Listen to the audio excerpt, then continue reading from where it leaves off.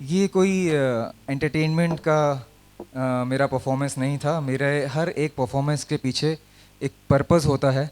वो होता है ये मैसेज जो मेरे ऊपर डिस्प्ले बोर्ड में लगा हुआ है कि हमारी नदियाँ रो रही हैं, क्या आप सुन पा रहे हैं। मैं जो आज आपके सामने बताने जा रहा हूँ वो एक बहुत सुंदर सी लव स्टोरी है। It's not an environmental talk. मैं कोई भी फिगर्स और फैक्ट्स ये सब साइंटिफिक बातें नहीं करूँगा। मैं सिर्फ एक चीज़ के बारे में बात करने आया हूँ, वो है एम्पैथी। आज जो हमारे पर्यावरण का शोषण हो रहा है या हम उसको बर्बाद कर रहे हैं डायरेक्टली और इनडायरेक्टली, वो सिर्फ और सिर्फ एक ब्यूटीफुल से इमोशन की कमी की वजह से हो रहा है। हमको सबको इन्फॉर्मेशन है कि कहाँ पे क्या हो रहा है, कितने पेड़ कट रहे हैं, कितना प्लास्टिक डाला जा रहा है, कितने केमिकल्स डाले जा रहे हैं, कितना सीवेज हमारी नदियों में जा रहा है, लेकिन हम वो एक पहला स्टेप क्यों नहीं लेते हैं? Because we don't feel connected. हमारे मन में वो प्यार ही नहीं है, हमारी संवेदना मर गई है। जब हमारे दिलों में संवेदना मरती है तब कहीं किसी शहर में कोई नदी मरती है। तो अभी मैं काम क्यों कर रहा हूँ, कैसे कर रहा हूँ, किस चीज़ के लिए कर रहा हूँ, वो बताने के लिए मुझे आपको थोड़ा सा पीछे लेके जाना पड़ेगा। तो मेरा नाम है स्वप्निल नदीवाला और मैं 6 साल का हूँ। हाँ, कुछ लोगों की आवाज़ें आई कि ये 6 साल कैसे हो सकता है। तो मेरा 2019 में एक रोड एक्सीडेंट हो गया था, जिसमें अगर मेरे सिर में हेलमेट नहीं होता तो आई वॉज गॉन। उस एक्सीडेंट में मेरी 9 हड्डियाँ टूट गई थी, 6 रिब्स और दोनों कॉलर बोन और ये यूमरस जो बोन होता है वो। पहला थॉट मेरे दिमाग में ये आया कि अब वो म्यूज़िक इंस्ट्रूमेंट्स का क्या होगा। मैं कभी गिटार बजा पाऊँगा कि नहीं बजा पाऊँगा, मैं कभी ड्रम्स बजा पाऊँगा कि नहीं बजा पाऊँगा, ठीक तरह से हील हो पाऊँगा कि नहीं हो पाऊँगा, कहीं ऐसा आड़ा टेढ़ा कहीं हील हो गया तो फिर उसमें भी प्रॉब्लम थी। और इस सब प्रोसेस में, इस हीलिंग वाले प्रोसेस में कितना समय लगने वाला है, ये सब बेसिक क्वेश्चंस थे जिनकी वजह से मैं थोड़ा डार्क में रहता था। बचपन से ही म्यूज़िक का शौक था, तो 4-5 साल मैंने तबला सीखा है। उसके बाद मौतरकन पिक किया और फिर कॉलेज में जैसा सब लोग गिटार विटार सीखते हैं तो मैंने भी गिटार सीखा कॉलेज में जाके। बट एक प्रोसेस थी जिसके कारण मुझे ये वन मैन बैंड बनाने के लिए विवश होना पड़ा। जब मैं बिस्तर पे लेटा हुआ होता था तो मेरे पिताजी कभी कभी मुझे मोटिवेट करने के लिए बोलते थे कि हिम्मत रखो, ये सब कुछ ठीक हो जाएगा। और एक दिन आके उन्होंने ऐसी बात बोल दी जो मेरे दिमाग में रह गई। बोले, बेटा जब दूध फट जाता है ना तो हमको रोना नहीं चाहिए, हमको उसका पनीर बना लेना चाहिए। तो आज मैं अपने आप को देखता हूँ तो मैं सोचता हूँ कि यार ये बहुत ही बढ़िया पनीर बन गया है, बहुत ही सॉफ्ट और एकदम लजीज पनीर बन गया है। लेकिन अब मैं इस पनीर को लोगों के साथ शेयर कर रहा हूँ क्योंकि मेरा सौभाग्य है कि मुझे एक ऐसा इंसिडेंट हुआ जिसकी वजह से मैं प्रेरित हो पाया, मैं मोटिवेट हो पाया कि मैं नदियों के लिए गाने लिखूं और आपके सामने प्रस्तुत करूं। वो यूँ कि जब हीलिंग का प्रोसेस चल रहा था तब पिताजी की बात तो मैंने आपको बताई, अभी माता जी का भी बहुत बड़ा रोल होता है हमारे जीवन में। तो मम्मी ने क्या बोला कि ये जो फिजियोथेरेपी चल रही है तुम्हारी, ये बहुत पेनफुल है, ठीक है, बहुत ज़्यादा तुम परेशान रहते हो मेंटली फिजिकली, तो तुम एक काम करो, तुम जाके ना नदियों के किनारे बैठो। ओके, वहाँ का जो एनवायरनमेंट है वो नेचुरल एनवायरनमेंट है, पेड़ मिलेंगे, पक्षी मिलेंगे, पानी मिलेगा, उसका इकोसिस्टम है, बड़ा सुंदर सा इकोसिस्टम होता है नदी का। अगर आप लोग गए होंगे कभी नदी के किनारे, एक्सेप्ट देन घाट, घाट में तो पूरा सीमेंटेड ही होता है। तो मैंने भी सेम किया। नेक्स्ट मॉर्निंग गया मैं। अच्छा, उसके पहले मुझे थॉट आया कि यार ये मैं टूट फूट गया हूँ यार, मम्मी ना मेरे को घर से ना निकाल दें। बट फिर भी मैं मम्मी की बात थी, क्योंकि उसका इज्जत रखनी थी, तो मैं गया घाट नदी के किनारे। नदी के किनारे जाके देख रहा हूँ मैं, बहुत ज़्यादा ब्यूटीफुल चीज़ नहीं थी वहाँ पे। पुणे की नदी की बात कर रहा हूँ जहाँ पे मैं गया था। वहाँ पे काला पानी था, गंदी सी स्मेल आ रही थी, प्लास्टिक जैसा कि हम सब देखते हैं आए दिन रील्स वगैरह में। तो वो सब था, कुछ पेड़ थे, पक्षी थे। बट मैंने एक चीज़ वहाँ पे ऑब्ज़र्व की कि टूटा हुआ मैं भी हूँ और टूटी हुई वो शायद नदी भी है। मैं भी हील होने की कोशिश कर रहा हूँ और शायद ये नदी भी हील होने की कोशिश कर रही है।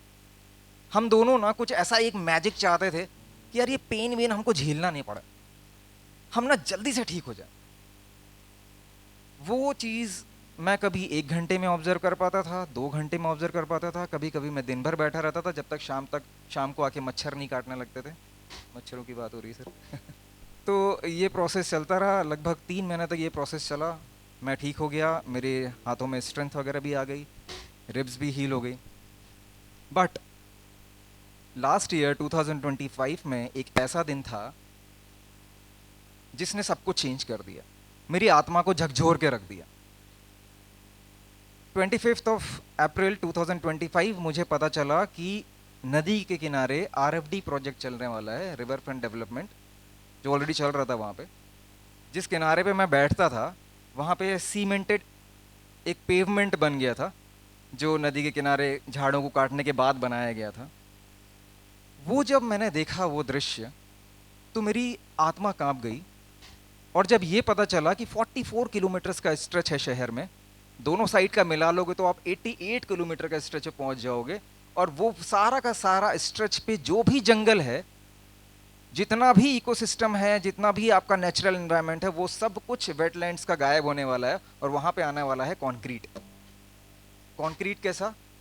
Jogging tracks, cycling tracks, plazas, river view side का बिल्डिंग्स और ये सब। तो इस चीज़ ने बहुत ही ज़्यादा दुखी कर दिया, बहुत ज़्यादा दुखी, बिकॉज मैं इमेजिन ही नहीं कर सकता था कि नदी के जैसे एनवायरनमेंट को, नदी ने अपना रास्ता खुद बनाया है हज़ारों लाखों सालों में, नदी ने अपने लिए जंगल खुद खड़ा किया है हज़ारों सालों लाखों में। और आप कौन होते हो, आपकी क्या औकात है कि इतने सुंदर ब्यूटीफुल एनवायरनमेंट को, इकोसिस्टम को आप सिर्फ कमर्शियल पर्पस के लिए बर्बाद कर दो। आखिर हमने अपने डेवलपमेंट के लिए क्या स्टैंडर्ड सेट करके रखे हैं? हमारे वेदों में, पुराणों में, संतों ने, महात्माओं ने नदी के किनारे, इसी नदी के किनारे बैठ के तपस्या की है। इसी नदी ने हमारे छत्रपति शिवाजी महाराज, महाराणा प्रताप जी, संभाजी महाराज को पाला है।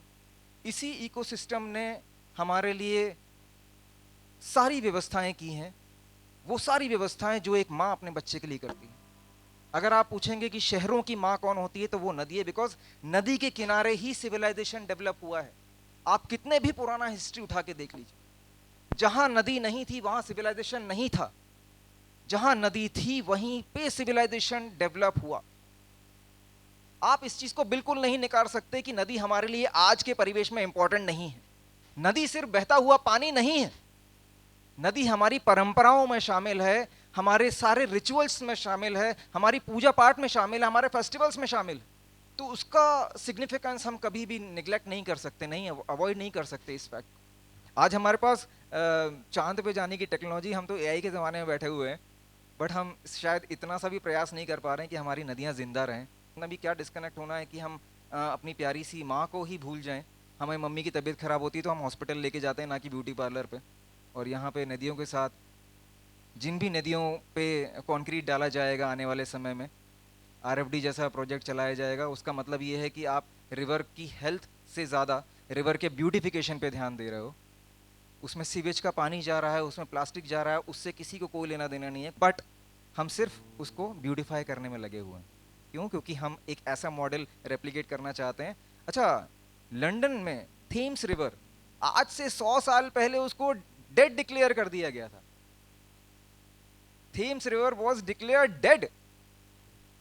उसमें भी सेम चीज हुई थी, आरएफडी प्रोजेक्ट, कॉन्क्रीटाइजेशन। किसी ने उस समय प्रायोरिटी में रखा ही नहीं कि ये नदी है, ये बहता हुआ पानी है, इसने हमको जीवन दिया है, ये सिविलाइजेशन इसकी वजह से डेवलप हुआ है।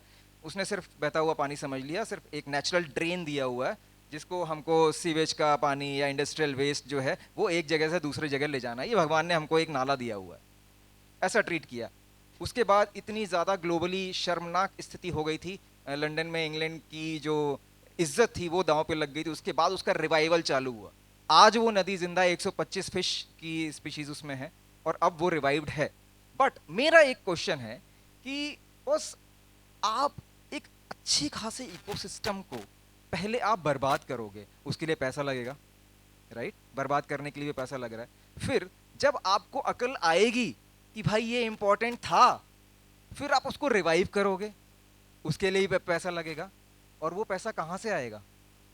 तो इन सब चीज़ों से दुखी होके मैंने उसी दिन रात में एक गाना लिखा था जो मैं आपको सुना रहा हूँ।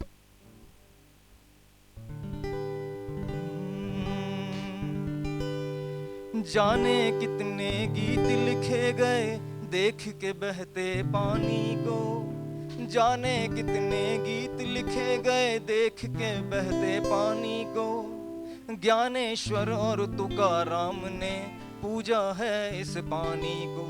सुधर जा बंदे कुछ तो शर्म कर, रोक तेरी मनमानी को, आने वाली नस्लें भी कोसेंगी तेरी जवानी को। सुधर जा बंदे कुछ तो शर्म कर, रोक तेरी मनमानी को, आने वाली नस्लें भी कोसेंगी तेरी जवानी को। टेक्नोलॉजी ये भी है कि चांद पे डेरा डाला है, टेक्नोलॉजी ये भी है कि चांद पे डेरा डाला है, फिर क्यों हमने अपना गंदा सीवेज नदी में डाला है, फिर क्यों हमने अपना गंदा सीवेज नदी में डाला है। मत जा इतनी दूर जहां से वापस तू ना आ पाए, मत जा इतनी दूर जहां से वापस तू ना आ पाए।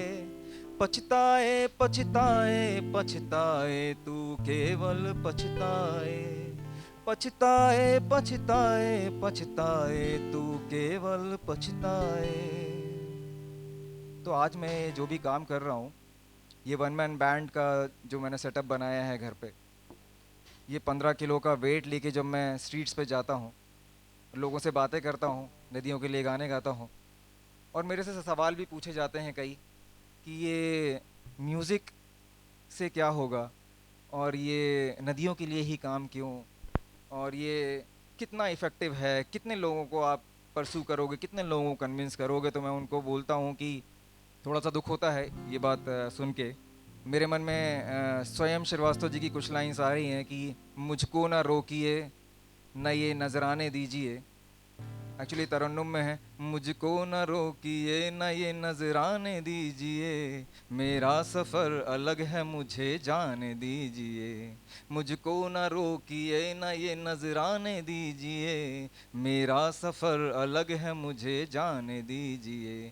ज़्यादा से ज़्यादा होगा ये कि हार जाएंगे, ज़्यादा से ज़्यादा होगा ये कि हार जाएंगे, किस्मत तो हमें अपनी आज़माने दीजिए।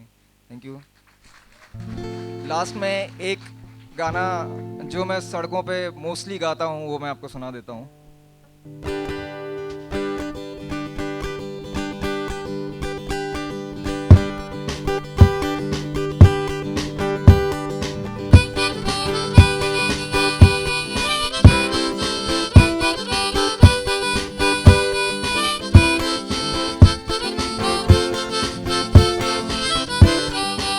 सड़कों पर घूम घूम कर लोगों को जगाऊंगा, मैं सड़कों पर घूम घूम कर लोगों को जगाऊंगा, रोती हुई नदी को अपने चुटकुले सुनाऊंगा, रोती हुई नदी को अपने चुटकुले सुनाऊंगा।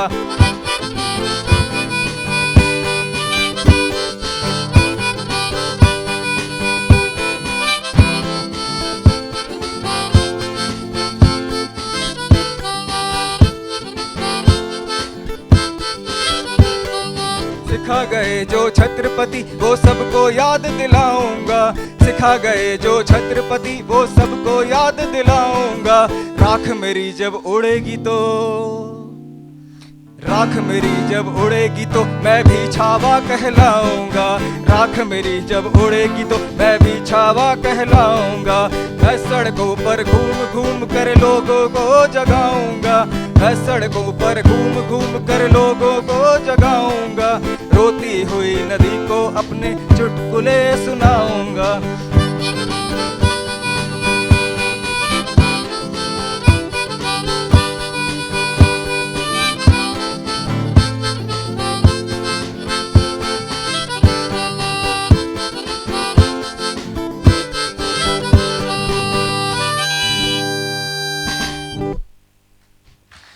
Thank you very much, thank you very much.